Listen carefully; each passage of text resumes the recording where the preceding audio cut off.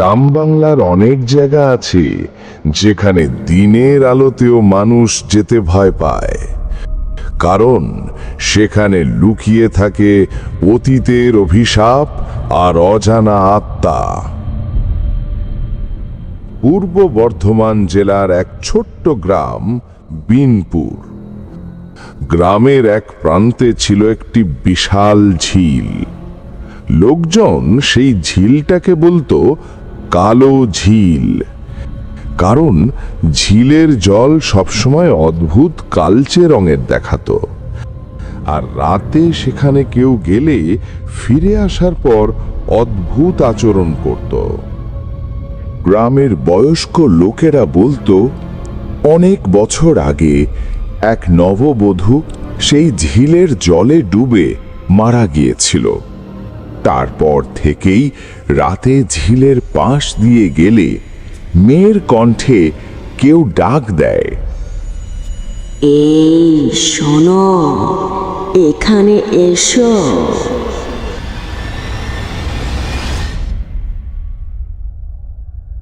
একদিন শহর থেকে এক যুবক গ্রামে এলো।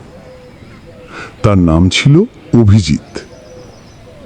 অভিজিৎ ছিল একজন সার্ভেয়ার। সরকারি কাজের জন্য তাকে এই গ্রামে পাঠানো হয়েছে।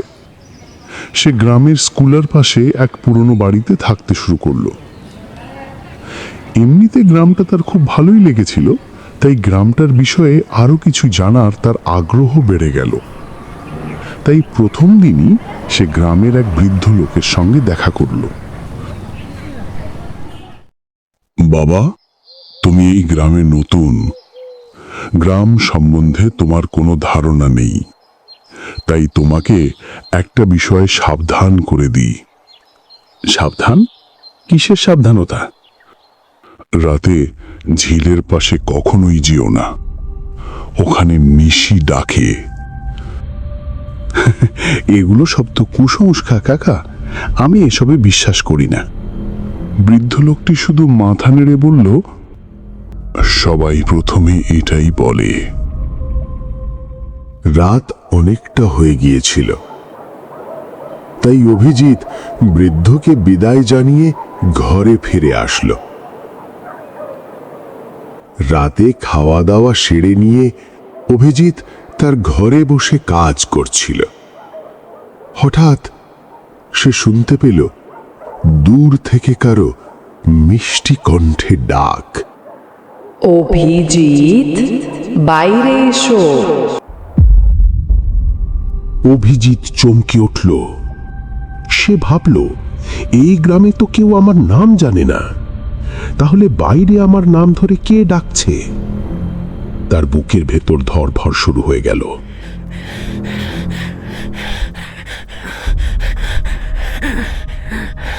সে ধীরে ধীরে দরজা খুলে বাইরে বেরোলো। চারদিকে শুধু ঘন অন্ধকার, শুধু ঝিলের দিক থেকে হালকা কুয়াশা দেখা দিচ্ছে। অভিজিৎ ঝিলের দিকে তাকাতেই দেখল ঝিলের মাঝখানে একটি সাদা শাড়ি পরা মেয়ে দাঁড়িয়ে আছে। তার চুল লম্বা, মুখ দেখা যাচ্ছে না। মেয়েটি ধীরে ধীরে হাত তুলে অভিজিৎকে কাছে আসার ইশারা করল। এসো, আমার কাছে এসো। অভিজিৎ যেন সম্মোহিত হয়ে গেল। সে ধীরে ধীরে ঝিলের দিকে হাঁটতে শুরু করল।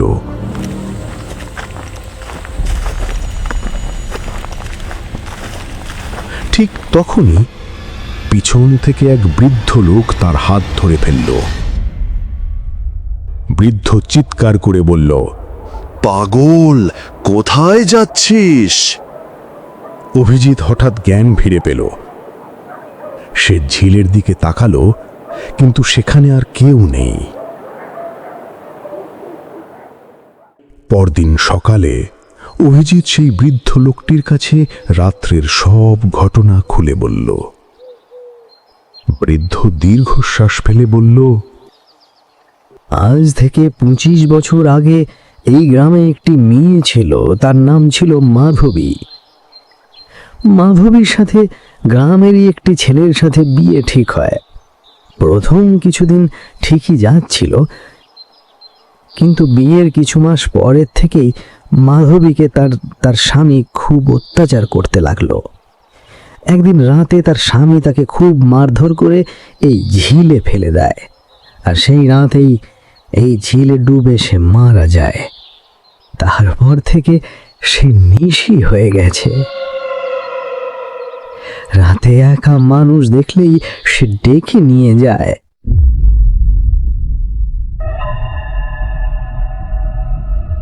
অভিজিৎ ভয়ে কেঁপে উঠল। সেই ঘটনার পর থেকে অভিজিৎ যেন একটু বদলে গেল।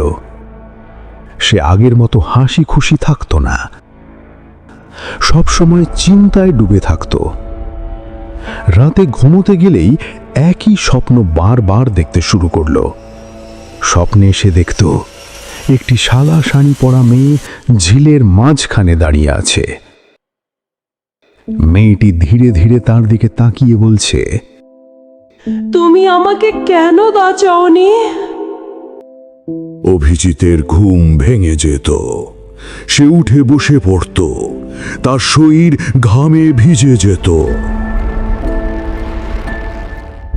কয়েকদিন পর গ্রামে একটি ভয়ঙ্কর ঘটনা ঘটল।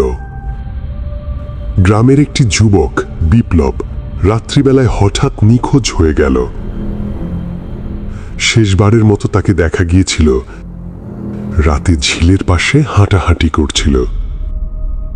পরদিন সকালে গ্রামের মানুষ ঝিলের ধারে তার চুটি খুঁজে পেল, কিন্তু বিপ্লবের কোনো খোঁজ পাওয়া গেল না।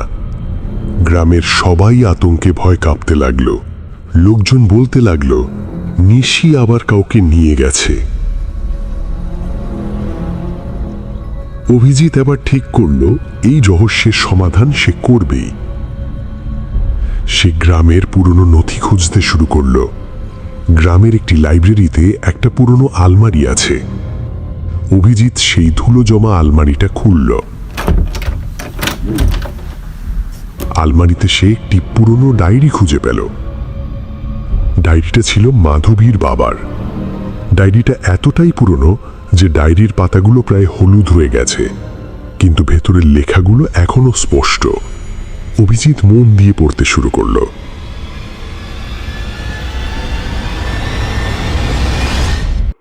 আমার মেয়ে মাধবী ছিল খুবই শান্ত আর ভদ্র মেয়ে। ছোটবেলা থেকেই সে কখনো কারো সঙ্গে খারাপ ব্যবহার করত না।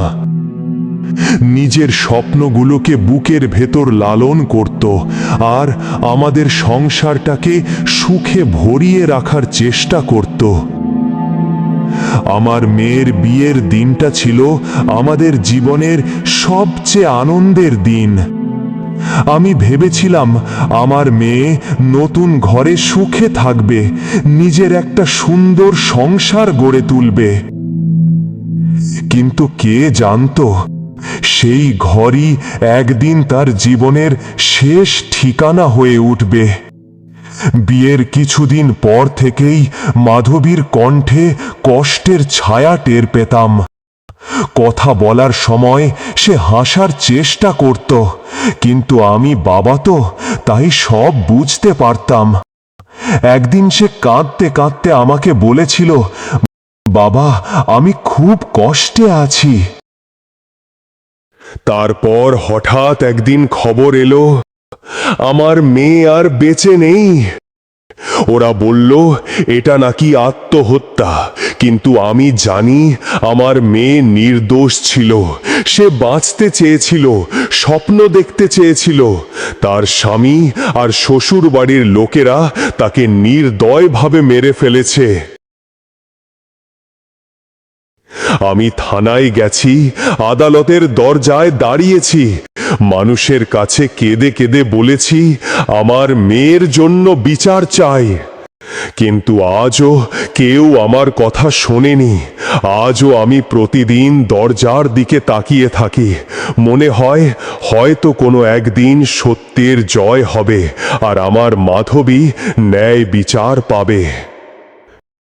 যদি কেউ সত্যিটা প্রকাশ করে তাহলেই আমার মেয়ের আত্মা শান্তি পাবে। ডায়েরির লেখাগুলো পড়ে অভিজিতের বুক কেঁপে উঠল। সেই রাতেই আকাশে হঠাৎ কালো মেঘ জমে গেল। প্রচন্ড ঝড় শুরু হলো। অভিজিৎ জানালার পাশেই দাঁড়িয়েছিল। হঠাৎ সে আবার সেই কণ্ঠস্বর শুনতে পেল। অভিজিৎ, এসো, এখানে এসো। এইবার কণ্ঠস্বরটি আরো কাছে থেকে আসছিল। অভিজিৎ জানালা দিয়ে বাইরে তাকালো, আর যা দেখলো তা দেখে তার শরীর কাঁপতে লাগলো। ঝিলের পাশে একটি সাদা শাড়ি পরা মেয়ে দাঁড়িয়ে আছে। তার চুল বাতাসে উড়ছে, আর চোখ দুটো লাল আগুনের মতো জ্বলছে। অভিজিৎ সাহস করে ঝিলের দিকে হাঁটতে শুরু করলো। চারদিকে ঘন অন্ধকার, শুধু বজ্রপাতের আলো মাঝে মাঝে চারপাশ আলোকিত করছে। সে ঝিলের কাছে পৌঁছাতেই মেয়েটি ধীরে ধীরে তার দিকে এগিয়ে এলো। অভিজিৎ কাঁপা গলায় বলল, তুমি কি মাধবী? মেয়েটি ধীরে ধীরে মাথা নেড়ে সম্মতি দিল। তারপর সে বলল, আমার জন্য বিচার আনো, না হলে এই ঝিল আর কাউকে ছাড়বে না। হঠাৎ মেয়েটির মুখ ভয়ঙ্কর হয়ে গেল। তার চোখ বড় বড় হয়ে উঠল, আর সে জোরে চিৎকার করে উঠল, ওরা আসছে।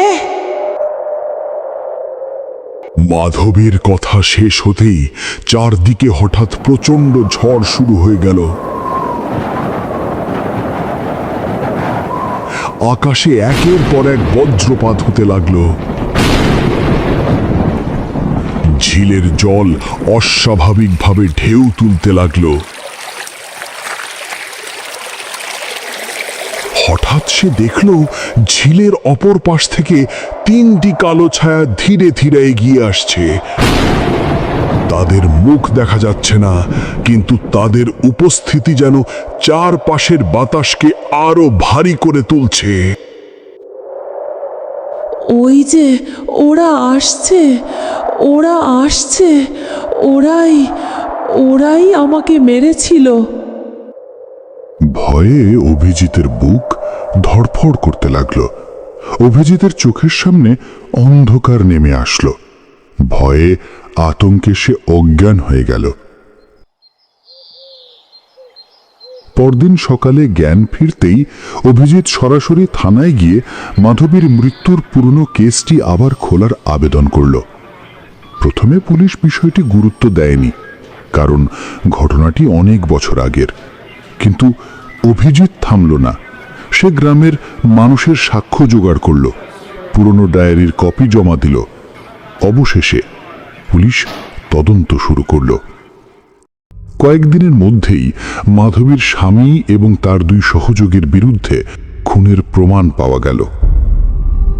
গ্রামের মানুষ অবাক হয়ে গেল, কারণ এত বছর ধরে সত্যটা তাদের চোখের সামনে লুকিয়েছিল। সেই রাতেই অভিজিৎ আবার ঝিলের পাশে গেল। চারদিকে অদ্ভুত নীরবতা। হঠাৎ ঝিলের মাঝখান থেকে ধীরে ধীরে একটি আলো বের হতে লাগলো। সেই আলো ক্রমশ বড় হতে হতে একটি মানুষের আকার নিল। অভিজিৎ বুঝতে পারল এটি মাধবীর আত্মা। মাধবী এবার শান্ত মুখে তার দিকে তাকালো। তোমাকে অনেক ধন্যবাদ। এতদিন বাদে তুমি আমার জন্য ন্যায্য বিচার এনে দিয়েছ। তার চোখে আর কোনো রাগ নেই, আছে শুধু এক অদ্ভুত শান্তি। মাধবী ধীরে ধীরে আকাশে মিলিয়ে গেল। চারদিকে হালকা বাতাস বইতে শুরু করলো। ঝিলের জল ধীরে ধীরে শান্ত হয়ে গেল। অবশেষে অভিজিৎ স্বস্তির নিঃশ্বাস ফেলল। কিন্তু ঠিক তখনই তার পিছন থেকে একটি অচেনা কণ্ঠস্বর ভেসে এলো। এখনো সব শেষ হয়ে যায়নি। অভিজিৎ ভয়ে ধীরে ধীরে পিছনে ফিরে তাকালো। আর যা দেখলো তা দেখে তার শরীর ঠান্ডা হয়ে গেল। ঝিলের অন্য পাশে আরেকটি সাদা ছায়া দাঁড়িয়ে আছে, কিন্তু সেই ছায়াটি মাধবীর নয়। তার চোখ দুটো সম্পূর্ণ কালো আর মুখে এক ভয়ঙ্কর হাসি। সেই ঘটনার পর থেকে গ্রামের মানুষ আজও বলে মাধবীর আত্মা হয়তো শান্তি পেয়েছে, কিন্তু ঝিলের ভেতরে আরো অনেক অশান্ত আত্মা লুকিয়ে আছে। তাই আজও সূর্য ডোবার পর কেউ সেই ঝিলের কাছে যায় না, কারণ তারা জানে অন্ধকার নামলেই আবার শোনা যায় সেই নিশির ডাক। এই শোনো, এখানে এসো। তো বন্ধুরা, আজকের গল্পটা আপনাদের কেমন লাগলো? যদি গল্পটা ভালো লেগে থাকে তাহলে ভিডিওটিতে একটা লাইক করে কমেন্টসে আপনাদের মতামত অবশ্যই লিখে জানাবেন। আর এমন আরো ভয়ঙ্কর গল্প শুনতে চাইলে অবশ্যই আমাদের চ্যানেলটিকে সাবস্ক্রাইব করে রাখবেন। আবার দেখা হবে পরের ভয়ঙ্কর গল্পে।